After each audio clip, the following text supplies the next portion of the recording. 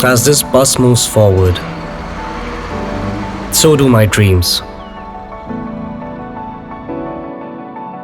Every mile bringing me closer to who I'm meant to be.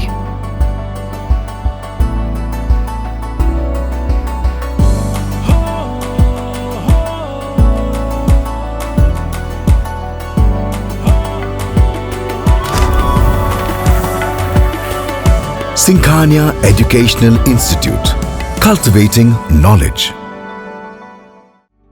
Refined oil और process जैसे unhealthy oils ने तो जैसे पूरे मार्केट पर कब्जा ही कर लिया है, मगर अब आप इसकी चिंता ना करें, क्योंकि आ गया है वंश कोल्हू का प्योर सरसों कच्ची घानी ऑयल। लकड़ी कोल्हू मेथड से तैयार, ये है नेचुरल और हेल्दी भी। वंश कोल्हू प्योर सरसों कच्ची घानी ऑयल के साथ। वंश कोल्हू, तेल सही मिलेगा यहीं।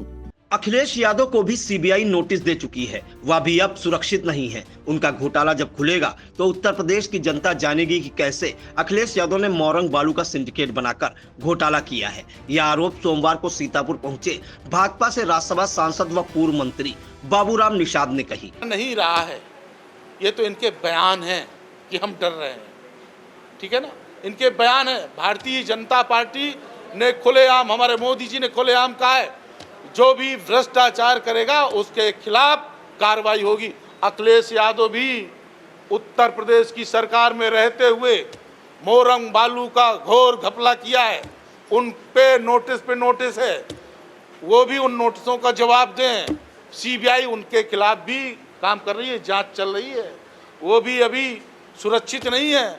जिस दिन घपला खुलेगा तो उत्तर प्रदेश की जनता को पता चलेगा कि पूरे उत्तर प्रदेश में मोरम और बालू को कैसे सिंडिकेट बनाकर अखिलेश यादव और उसके मंत्रियों ने और उसके परिवार ने लूट का करने का काम किया है। दरअसल राज्यसभा सांसद बाबूराम निषाद सोमवार को सीतापुर में आयोजित प्रेस वार्ता में बोल रहे थे। इस दौरान पूरे वक्त उनके निशाने पर दिल्ली में हुई इंडिया गठबंधन रैली रही। राज्यसभा सांसद ने कहा कि यह भ्रष्टाचारियों का सम्मेलन था और भ्रष्टाचारी बचाओ। अरविंद केजरीवाल बताएं, सीबीआई के सामने पहुंचने में चुनाव का इंतजार क्यों कर रहे हैं। हुए ईडी, सीबीआई, आईटी इनके खिलाफ कोई कार्रवाई ना करे। केजरीवाल जी से मैं पूछना चाहता हूं कि आपको 9 बार समन मिला, आप क्यों इंतजार करते रहे कि जब चुनाव होगा तब मैं ईडी के सामने जाऊंगा। मैंने चुनाव है तो जानबूझकर आप चुनाव के वक्त ईडी के नोटिस के बात गए कि चर्चा होगी। मैं पूछना चाहता हूं कि आपकी मैडम लगातार कल के मंच में और आपका लिखा हुआ स्टेटमेंट जारी करती हैं, उनको कब मुख्यमंत्री बना रहे हैं, मैं पूछना चाहता हूँ। टोटल चुनावी स्टंट है, शराब घोटाला हुआ। आप मुझे बताइए कि दिल्ली के अंदर एक के साथ एक फ्री,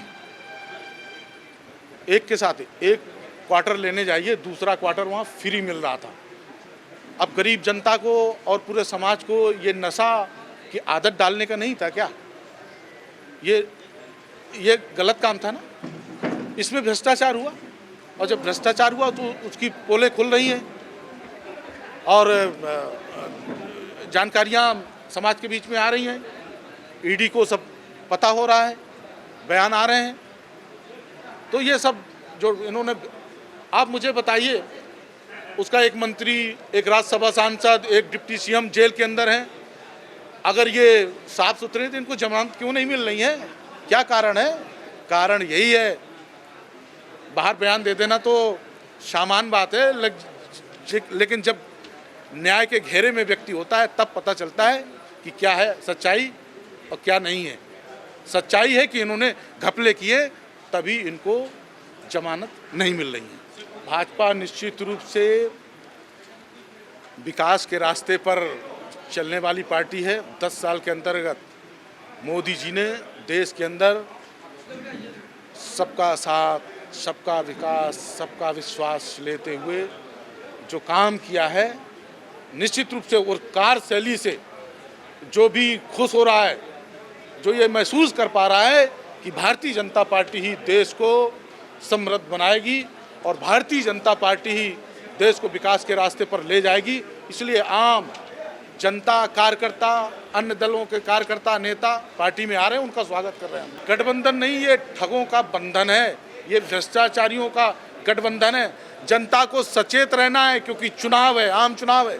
इस आम चुनाव पर मोदी जी को लाना है, तीसरी बार लाना है।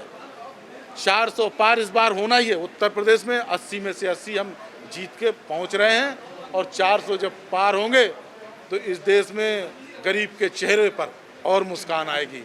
यहाँ दलित हो, पिछड़ा हो, आदिवासी हो, वनवासी हो, सवर्ण समाज हो, किसी भी समाज का भाई बहन हो, सबके विकास के लिए ये सरकार सोचती है और करके दिखाया है। तभी जनता और पूरा समाज हमारे साथ खड़ा हुआ है। सीतापुर में ऐतिहासिक जीत होगी।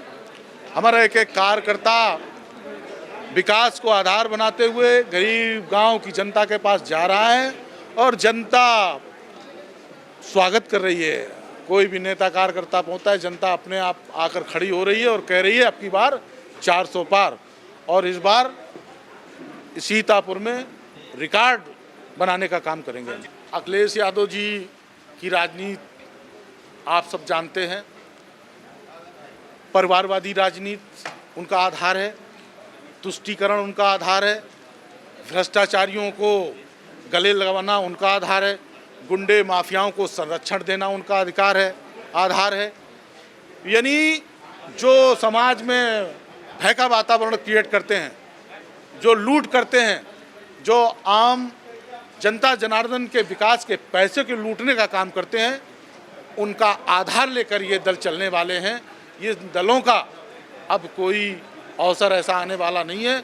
बार बार अवसर भारतीय जनता पार्टी को जनता देगी, और निश्चित रूप से भारतीय जनता पार्टी की सरकारें विकास करके दिखाएंगी, और आगे भी तेज गति से उत्तर प्रदेश का विकास होगा। हमारे जो प्रत्याशी हैं वर्मा जी बहुत ही विकास और सुशासन को लेकर चलने वाले हैं, और वर्मा जी सामूहिक रूप से सभी जात धर्मों के बीच में रहकर काम करने वाले कार्यकर्ता हैं।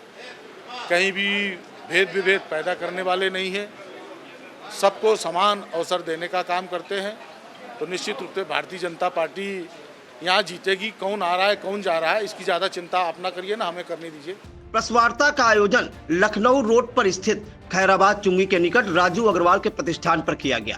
प्रेस वार्ता का संचालन भाजपा जिलाध्यक्ष राजेश शुक्ला ने किया। इस मौके पर भाजपा नेता नीरज वर्मा झल्लर, पवन सिंह शिल्पी, जय सिंह समेत तमाम भाजपाई मौजूद रहे।